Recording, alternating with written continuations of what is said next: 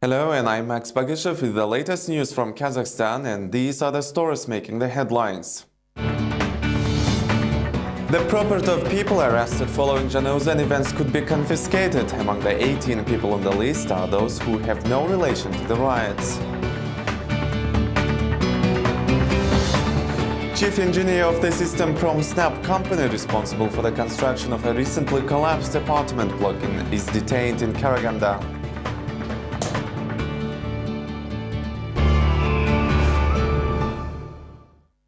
A peculiar document dated February 6, 2012 was sent to Stan KZ office last night. It reveals what the head of National Security Agency's investigation team asked the head of Mangistau Regional Justice Department for information about the property of 18 Janozan residents. The document mentions that the investigation team is working on the criminal case against Akjan Amirova and others charged with incitement of social hatred. Here is the quote.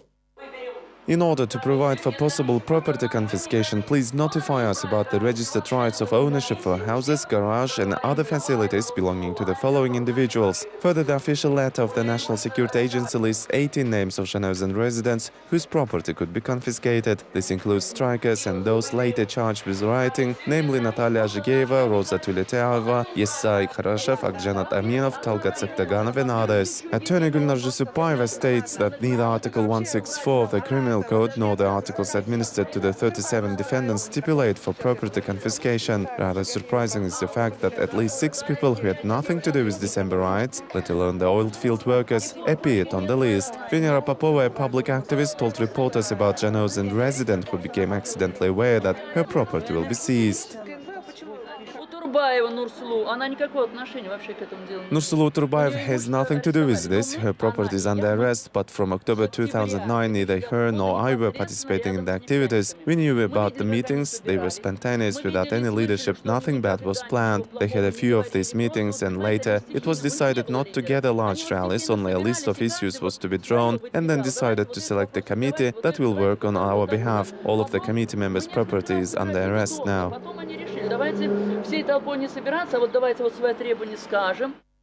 Almaty's Furmanov Street should be renamed to commemorate Janozan events, says political expert Rasul Jumali. He believes the tragedy on December 16, when at least 16 people had lost their lives, has more relevance than achievements of a Bolshevik. Interestingly, the street named after Dmitry Furmanov was not renamed after all. Those who support the new idea note that the street lies in parallel to Zhaltoksan. This avenue was named after the December events of 1986. On the internet, users expressed their wish to start collecting signatures, but no one wants to lead the initiative so far. Today, the authorities are not even announcing mourning days, although the population did express a wish to commemorate the tragedy with a day of mourning. But the authorities are adamant. Still, we have to remember those days and pass it on to our children so nothing like Janozan events happen again.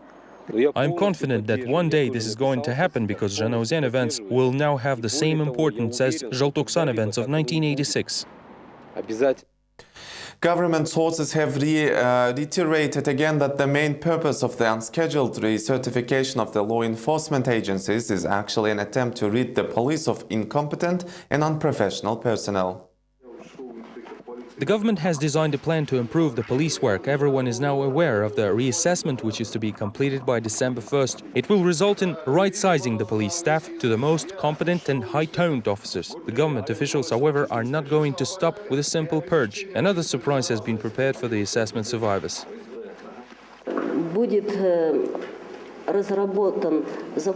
We will draft legislation on private detective activity. This should force the law enforcement authorities to improve their performance due to a competitive environment.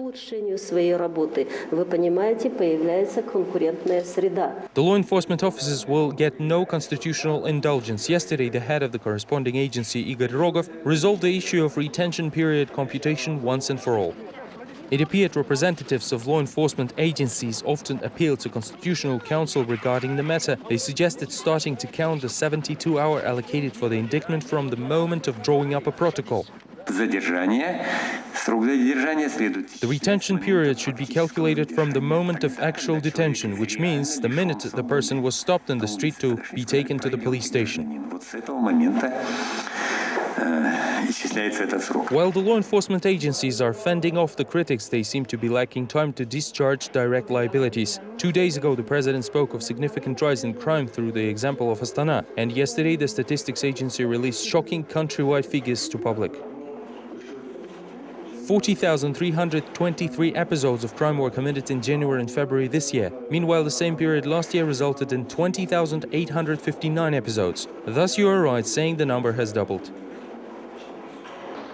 Kazakhstan law enforcement agencies currently employ 110,000 people. Experts say it is highly unlikely that all of them are models of honesty and integrity. They are sure the assessment is not more than a formal procedure which will not result in mass dismissals. Mukhtar Jakishev, the former head of Kazakhstan, accuses the judge presiding over his case of committing several crimes. The statement was made by Jakishev through an open appeal.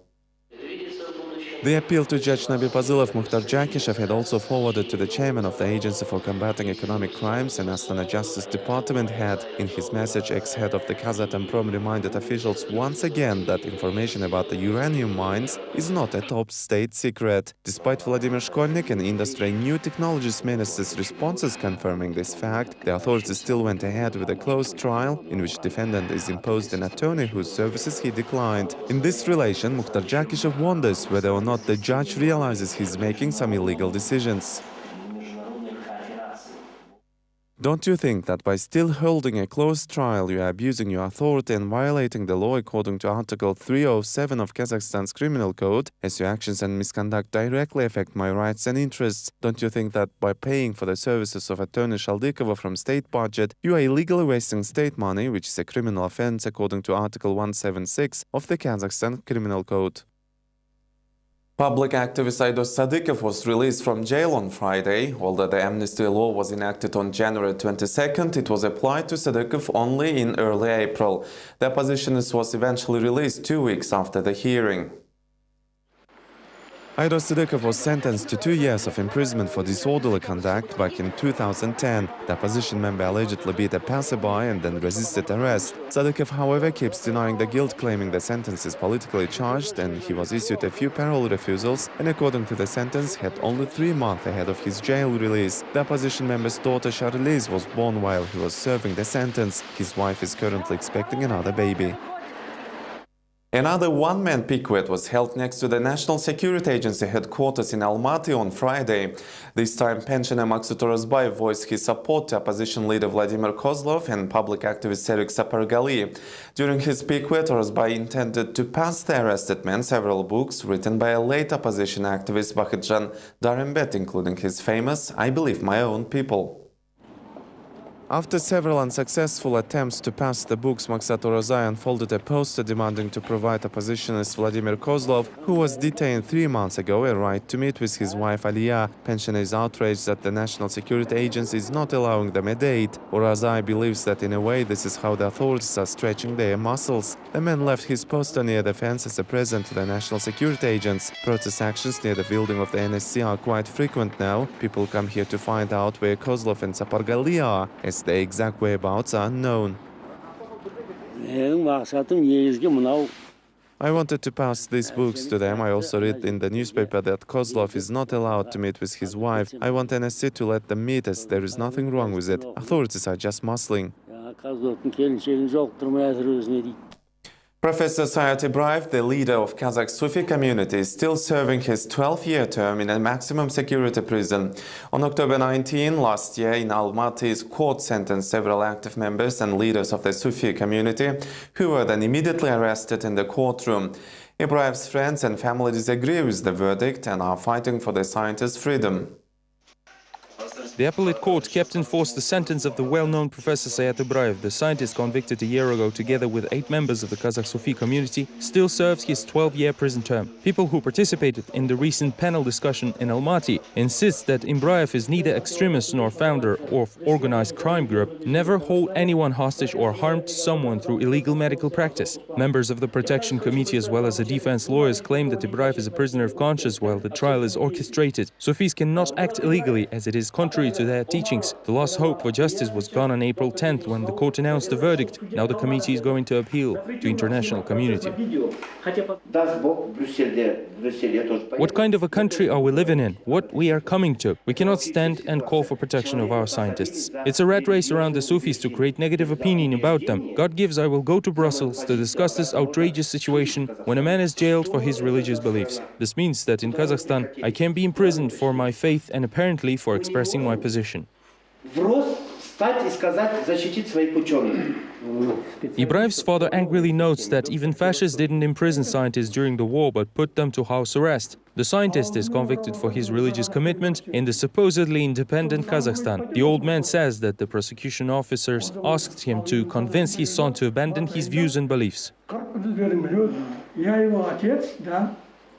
I say ask him, I'm his father, but I'm an ordinary man and he's a scientist. He knows better whether to divulge his opinion or not.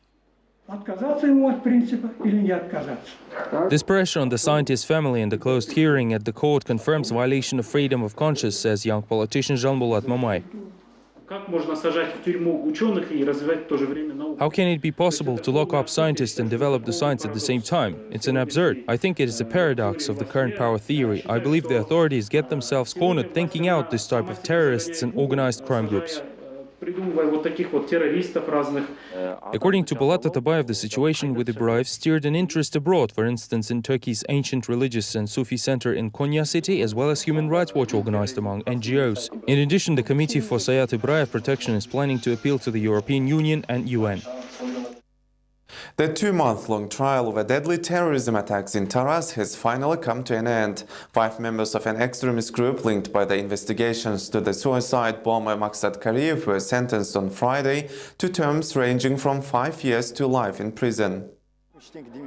They were inseparable childhood friends. Bahidjan Japarov, a so-called spiritual guru of a terrorist cell who got a life sentence, and Maksat Kariyev, a suicide bomber. Their families couldn't even imagine that their friendship would end up a disaster. To hide from shame, the parents of the terrorists have to move to other cities now.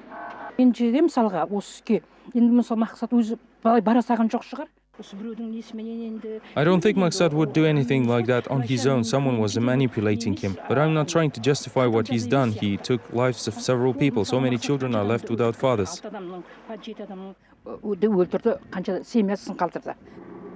In a small settlement of Kaindi, everyone knows their fellow villagers who became murderers. Local residents are still flabbergasted. The neighbors are convinced that the circumstances of their lives might have driven the young men to commit this crime.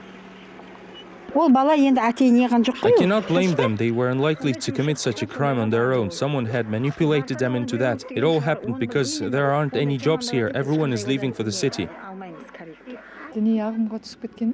We heard that they became very religious. There are many religious groups nowadays. Even if the court made a wrong verdict, their punishment is to come in the afterlife. Local clergy say that they often met Maksat in the village mosque. Imam blames the parents without hiding his emotions. He was raised by his grandmother like an orphan. Because of him, we cannot look people in the eye. The defense attorney and the court representatives refused to give any detailed comments regarding the recent trial. Do you want us to be traced all around Kazakhstan and then be shot? We most certainly believe that an assassination is possible if we say something. You're simply unaware of things like that. We can talk to you about it off the record, but not in front of the camera.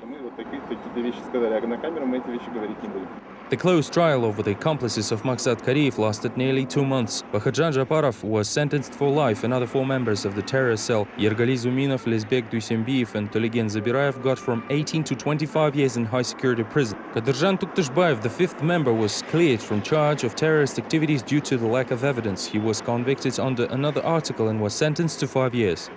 In regards of Tuktashbayev, we couldn't prove his participation in terrorist activity. He is convicted for illegal purchasing, transportation and delivery of a rocket launcher he sold to Kariyev. His arguments were that he didn't know why Kariyev needed that rocket launcher. We couldn't find sufficient evidence in the materials of the case. As commented by the counsel for prosecution, practically every one of the criminal gang had a criminal history and was involved in a number of crimes. The representatives of the state prosecution are concerned that even behind the bars, the terrorist group would keep promulgating their extremist ideas. A major fire was reported in Pavlodar region on Friday. The disaster destroyed around 20 hectares of Chaldai forest, and Russian rescuers had to be summoned for help due to the threat of the fire spreading beyond the country's border. According to the official data, the forestry of Ertis-Ormani Natural Park caught fire. Around 90 people as well as 20 units of equipment and one helicopter Mi-2 were deployed to put it out. To recall, the largest fire in Chaldai was registered in September of 2010, killing 7 and burning around 1,500 hectares of forest. Over the past 10 years, due to different reasons, fire has destroyed 18,000 hectares of forest. There was a threat of fire moving towards the Russian Federation territory. Due to this, Russian Altai MES branch deployed 20 units of equipment and 25 firefighters to help us out. Vladimir Letinovsky, the former chief engineer of the system PromSnap company, is placed under arrest in Karaganda. Investigation authorities believe the enterprise is directly responsible for the construction of the recently collapsed apartment block Bisoba. He had been supervising the construction process of these buildings and is now suspected of substandard construction practice. The history of the infamous Bisoba residential estate dates back to 2006. According to its residents, they initially were engaged in contract with the Kar Prominvest, but eventually many other contractors appeared. In one complaint to the parliament, the residents of incomplete apartment blocks say that while collecting files for the court appeal, they have learned the situation about the transfer of liability. Names of 40 enterprises came up, which had about 20 bank accounts. This is how they were able to continue their operation even after their bank accounts were arrested. One contractor, Andrei Malyanov, is wanted internationally, while criminal cases were instigated against all the companies servicing the project on charges of substandard construction leading to critical consequences. Karaganda city administration head Baudran Abdishov intended to claim the money spent for reimbursing the losses of the victims, which is estimated at $3.5 million. Another criminal case is instigated against the members of the State Commission who signed the building commissioning acts. They are charged with power abuse, for which suspects can be sentenced up to 8 years. As it became known, the given commission was led by the mayor of Saran Viktor Ivanov, while the building which had collapsed was commissioned by ex-mayor of Karaganda, Islam Togaybayev. Residents of Almaty microdistrict Aksai 4 are trying to find out who is responsible for turning the kids' playground in the neighborhood into a construction site. Local activists attempted to initiate a dialogue with representatives of the city administration, state architecture and construction committee, as well as contractors, Tubus company employees. Instead, the meeting was attended only by officials and security personnel. We protect the interest of people. When they came here and started excavating, we suspended their work, but after they provided us with all documents, we could not stop them anymore. State officials that received an official request from mass media never provided any license, nor names of responsible individuals who approved of the project. Just to recap, residents of 6 buildings are concerned about the company's plan to build a 9-storied building with parking lot in their neighborhood. No one carried out any studies to make sure it's safe for a densely populated area. During the rally of the local residents, all construction work at the suspicious site has been suspended. At the same time, the management of the Tubus company regarded the residents' actions as a breach of the law. I will tell you why I was not there. I respect the laws of the country and I am a law-abiding citizen, so I don't participate in the unsanctioned rallies. If the officials authorize it and residents get permission and send me an official invitation, I won't say no and will come. I'm ready to talk to each of them privately. Reforms for the improvement of construction quality control will be launched in Kazakhstan soon. Accordingly, 3 licensing categories will be introduced. The top category will be available only to companies with at least 10 years of experience. Residential blocks, kindergartens and hospital licenses will be given to enterprises with at least 5-year history on the market. Finally, the last category will be open to young companies, but only if they pass the inspection of the supervisory authorities. The number of construction companies will be decreased in Kazakhstan. Out of 47,000 companies, only half of them will make the cut. The Agency for Construction, Housing and Utilities is the main authority supervising construction throughout the country. Now all claims should be directed at the agency, for instance, in case a newly constructed building collapses like the one in Karaganda. Partly, blame for defective structures is placed on the executive chain of command, since formerly heads of local administrations were responsible for construction. Heads of city administrations are empowered to give construction permits, actual construction, taking decisions and allocating funds. It is not the way it should be. There should be a supervisory authority that will be unaccountable to a local executive agency and independent of all circumstances that persist in the local executive powers. Eduard Vlasov, a builder with many years' experience, commented on another drawback of the system. The cause of low-quality construction is corruption. The expert compares previous construction norms, rules and techniques with contemporary ones. Buildings that he constructed in Almaty, the seat of the government circus, Awezov Theatre and Kazakhstan Hotel, were built for centuries to come. The current buildings have shocking drawbacks. Who works in the area of construction now? Young people who bought construction licenses. Then they participate in fake tenders. They pay huge kickbacks and win tenders and start the building. According to the law for protection of entrepreneurs, everyone who has higher construction education in this important area could start building without any requirements for experience and required number of skilled personnel. You need just a briefcase and a pen, joked the agency employees. Now staff of Technical Supervisory Authority will go through efficiency evaluation. 1,000 workers have been tested early this year. Results of the test were shocking. 40% of the staff is not properly educated in the area of construction. We hardened requirements and made significant changes to technical supervision. Today there is the technical supervision, but it carries no responsibility. Secondly, this activity was licensed. After the legal entity obtains a license, it hires personnel. There should be ostensibly skilled specialists, but in reality they take on anyone. There won't be any fly-by-night companies in construction, promised state officials. Buildings will be constructed in accordance with the construction norms and rules, backed up with corresponding studies. However, licenses issued until June this year will still be effective. The official Twitter account of the newspaper Kazakhstanskaya Pravda was compromised by Eastern European hackers. The news is widely discussed for several days now by local internet community. Most comments, though, doubt the honesty of the newspaper and are generally ironic in nature. The incident itself resulted from a Twitter exchange between the newspaper staff and one of its readers.